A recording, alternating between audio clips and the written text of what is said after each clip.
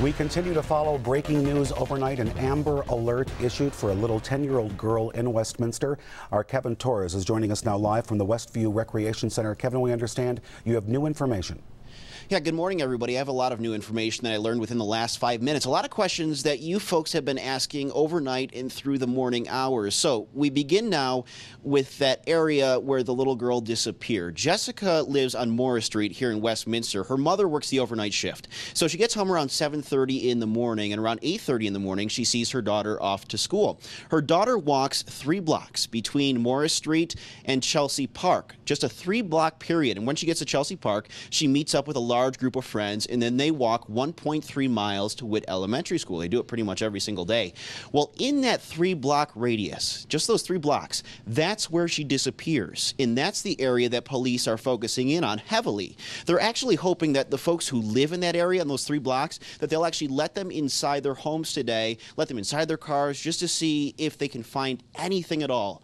So if you live in that area and you've seen investigators out, that is why. Just a 3-block period where this little girl disappeared. So also, Westminster Police just told me within the last 5 to 10 minutes that some folks were wondering, you know, whether or not, because there's a custody battle going on between mom and dad. Dad lives out in Missouri. Missouri police actually went to the father's house, talked to him about it, and they have no reason to believe that dad is involved in this. So that rules dad out by any means.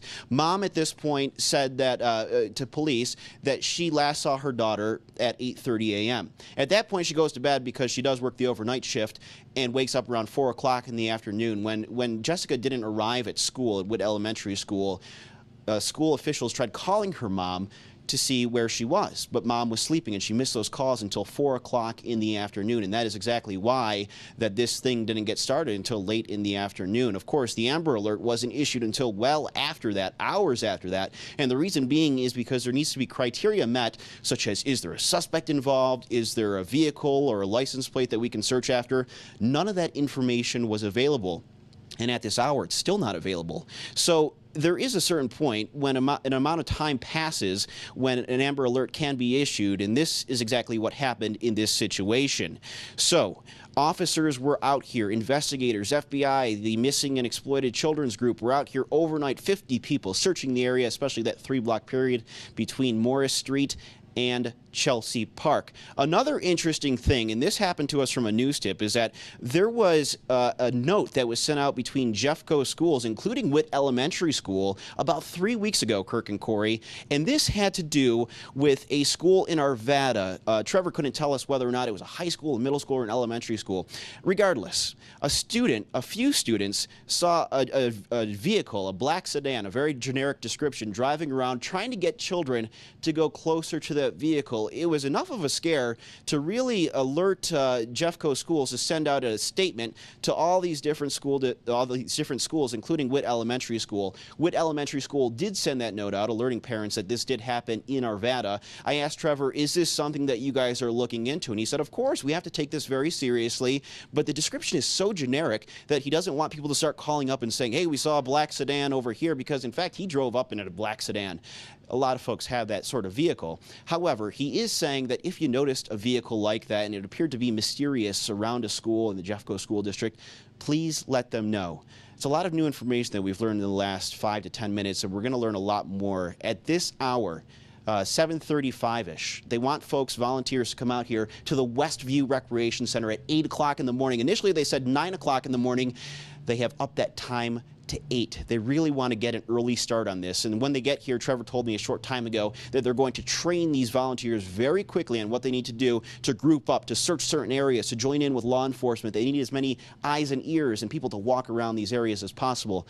This is going into a very, very, almost 24 hours at this point that this little girl has been missing. And we really need folks out here to come and help. So if you're not doing anything, please, please, please come out here and help these folks out. Absolutely. And so, Kevin, I just want to ask you, are they making an official connection with Can you repeat that for a second, vehicle? Kirk? My earpiece went out for a second. Are they making an official connection with this mysterious vehicle seen a few weeks ago, or are they still speculating on a connection between the two? They're not officially connecting them between the two, but when I asked Trevor, is this something that you folks are taking seriously? And he said, of course, we have to look into this. Are they saying automatically that this is related to it? No, they are not ready to make that jump just yet, but it is something that they are looking into. The issue with it, Kirk, is that the description of that vehicle is so generic that they just can't go on with, with this right now. I mean, they did send letters out to the school districts, including Witt Elementary School out here in Westminster, where Jessica goes to school, and it is part of the Jeffco School District, so that sent out the notes as well. But it's something that they have to take seriously when there is something in involvement with another vehicle, when something like this happens to children.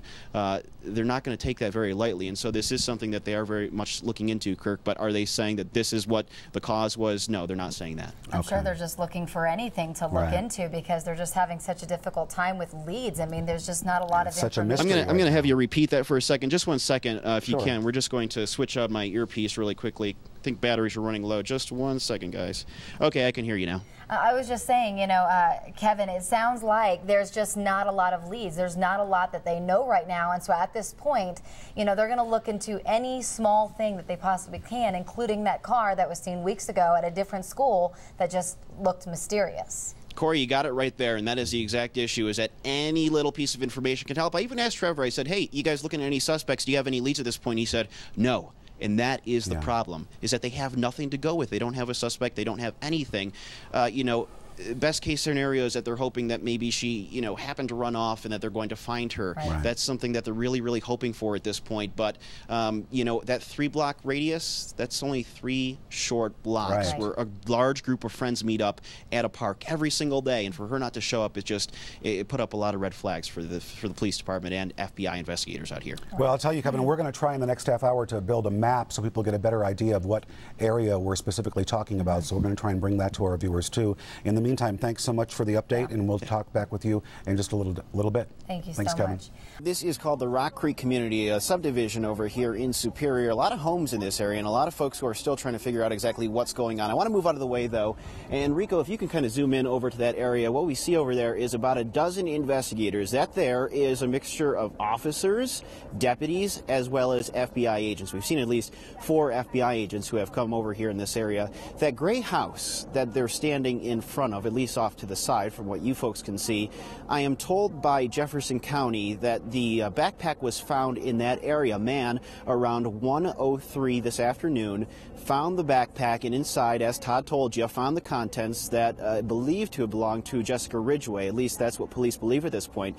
Aside from a water bottle, we're still not sure what else was found inside there. That said, the man surely didn't know exactly at that point whether or not this was connected to the missing girl until he looked inside, saw her name written on some things, and then 20 minutes later he contacted police. Officers got out here right away, and throughout the last, 2 to 3 hours, they have been combing through this area. You'll notice that in front of us there is police tape. We're not allowed to go any further than this. This exact area, as well as 2 other sections nearby to here, are also blocked off, so officers are certainly taking a look at that. What we saw earlier, though, going down South Indiana, was a bloodhound. And there, we're told, 2 bloodhounds that have been out here throughout the day. In fact, in the last 15 minutes or so, we saw those bloodhounds be packed back up into the Jefferson County Sheriff's deputies' vehicles and taken away from here. At this point, I can tell you this, that it appears that more officers have left this area within the last 15 to 20 minutes. I mean, we saw probably twice the amount that we're seeing here now. They're not really closing this area off to folks who live here. If you're still looking live right now, you can see that there are kids playing outside of this area. A lot of folks are still trying to get in and out of here. If you do live in this area, you have to get your vehicle checked by police in order to get back in here. We've also seen a helicopter, aside from Sky 9, floating up above, that has been surveying this area. We're not sure whether or not that is with Jefferson County or with officers, but for whatever reason, they are certainly paying close attention to this area. We're told by Jefferson County as well that this will be a very active scene throughout the night. In fact, we saw, I think about an hour ago, those heavy lights that they bring in, they're going to plug in this whole area will be lit up throughout the night, Mark and Adele. But right now, the area that they're focusing in on is this street. In this particular section, there's probably about a dozen homes in particular. They did have the bloodhound, we're told, sniff through that backpack, hopefully trying to pick up some sort of scent. The bloodhound was seen going going down towards Superior Elementary School, down South Indiana, quite a ways, and then they were brought back up here, I think about 40 minutes ago. So that's really the latest at this area right now. Mark and Adele, will toss it back to you. If we see anything else out here, we'll certainly bring it back to you. Sure. 9 News reporter Kevin Torres has been out in this area earlier today, and this is kind of how it transpired from what we were talking with residents. You were talking with residents out here, was that investigators came out and said, we are going to be searching this area.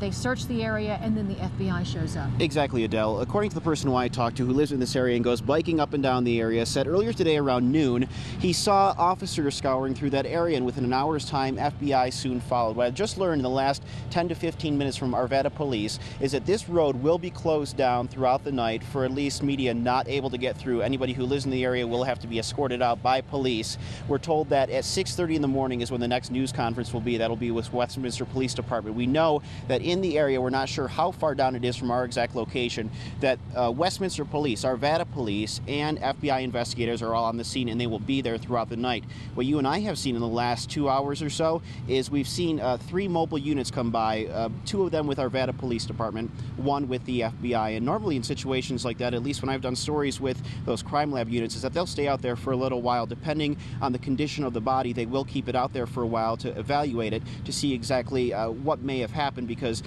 every single minute a body will deteriorate even more depending on the situation. And clearly we saw that those were out there for at least a couple of hours this afternoon. We were monitoring images from Sky 9, and some of those images that we saw showed a sheeted body being loaded into an ambulance.